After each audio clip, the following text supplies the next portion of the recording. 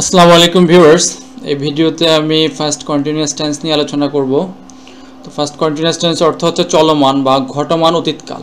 Past মানে অতীত, continuous মানে চলমান, আর টেন্স মানে কাল, অর্থাৎ চলমান বা ঘটমান অতীতকাল। তো ভিউয়ার্স, এই টেন্সটি খুবই সোজা।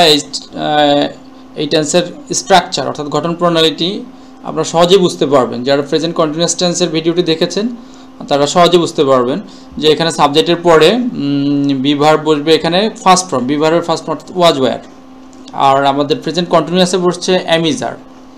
তাছাড়া মূল ভার্ব, মূল যে ক্রিয়াপদ আছে ক্রিয়াপদের সাথে আইএনজি যুক্ত হবে, যেটা আমাদের প্রেজেন্ট কন্টিনিউয়াস টেন্সেও ছিল, প্লাস এক্সটেনশন। আর বাংলা যেভাবে চিনবেন আপনারা, বাংলা বাক্যের ক্রিয়াপদের শেষে এখানে আমাদের দেখতেছি তেছিল, তেছিলে, তেছিলাম, বা এখানে চলাম, এর সাথে এই ধরনের শব্দাংশগুলো আপনারা দেখতে পাবেন।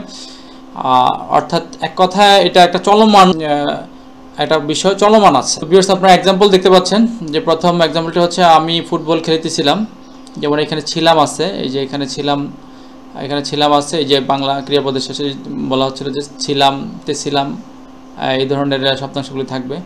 তো এটার এটা ট্রান্সলেশনটা এভাবে হবে যে সাবজেক্ট প্রথমে বসবে, কে খেলতেছিল, আমি। তো আই ওয়াজ প্লেয়িং ফুটবল, এখানে আইয়ের সাথে ওয়াজ বসে, আর সেকেন্ড পারসনের সাথে ওয়্যার বসে, এবং বাকি সব ক্ষেত্রেই মানে প্লুরাল নাউনের ক্ষেত্রে, নাউন বা প্রোনাউনের ক্ষেত্রে অবশ্যই ওয়্যার বসবে, অক্সিলিয়ারি ভার্ব হিসেবে ওয়্যার বসবে।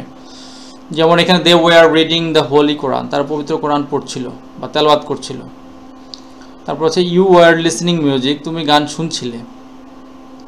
তো ভিউয়ার্স, এই ফার্স্ট কন্টিনিউয়াস টেন্সের স্ট্রাকচার দেখে ফার্স্ট কন্টিনিউয়াস টেন্স চেনা এবং বোঝা খুবই সহজ।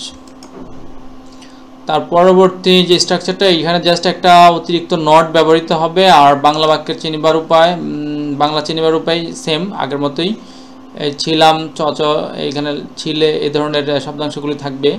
আর সাথে জাস্ট অতিরিক্ত একটা না যুক্ত হবে ভাবের সাথে, এতটুকু। যেমন I was not playing football, আর you were not doing a work, এখানে ইউর সাথে ওয়ার বসবে, সেকেন্ড পারসন, সিঙ্গুলার প্লুরাল উভয় ক্ষেত্রেই ওয়ার বসবে। আর থার্ড পারসনের ক্ষেত্রে ওয়াজ বসবে, আর বাকি সব ক্ষেত্রে third person plural, second person plural, first person plural, সব ক্ষেত্রেই কিন্তু ওয়ার বসবে। জাস্ট ওয়াজ, দুইটা ওয়াজ বসবে জাস্ট ফার্স্ট পারসনের সাথে আর থার্ড পারসনের সাথে। তো আমরা একটু দেখে নেই। এই যে আমাদের এক বচন সিঙ্গুলার হলে, যেমন এখানে ফার্স্ট পারসন সিঙ্গুলারের সাথে এখানে ওয়াজ, সেকেন্ড পারসনের সাথে ওয়ার, এবং থার্ড পারসনের সাথে হচ্ছে ওয়াজ। বললাম যে দুই ক্ষেত্রে, আর বাকি সকল ক্ষেত্রে কিন্তু ওয়ার। এই বহু বচন হলে ভিউয়ার্স দেখতে পাচ্ছেন, বাকি সকল ক্ষেত্রে কিন্তু ওয়ার। তো আশা করি ভিউয়ার্স ভিডিওটি আপনারা বুঝতে পারছেন। আমরা অন্য ভিডিওতে টেন্সের উপরে অনেক বেশি ট্রান্সলেশন প্র্যাকটিস করব। তো ভিউয়ার্স, সঙ্গে থাকার জন্য ধন্যবাদ।